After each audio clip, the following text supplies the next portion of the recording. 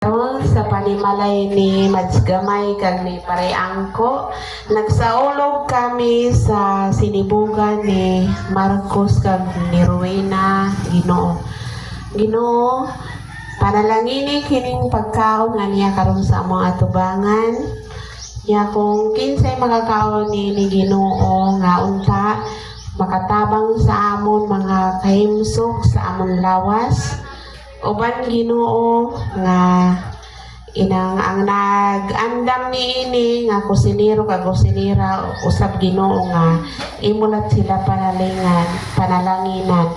Usab Ginoo ang aton gipahinungdan karon nga si Marcos kag si Rowena nga unta magmalipayon sila sa ila bag-o nga kasal Ginoo nga inang bago ba sila kasal na amo atong ipahinungdan karon nga niya kita karon diri na unta sila magmalipayon sa ila bago nga kami nyoon usab kita nga aniya karon kutob sa mga kaon niini makahatag sa aton sa kahimsok sa aton lawas usab Ginoo ang naghanda niining maong pagkaon ang kusinero kag sang kusinira nga unta sa makaabot pa sila sa uban pa nga mga inang nga ilalat matabangan sini nga unta imo sila hatagan Ginoo sa kahimsok sa may nila nga panglawas nga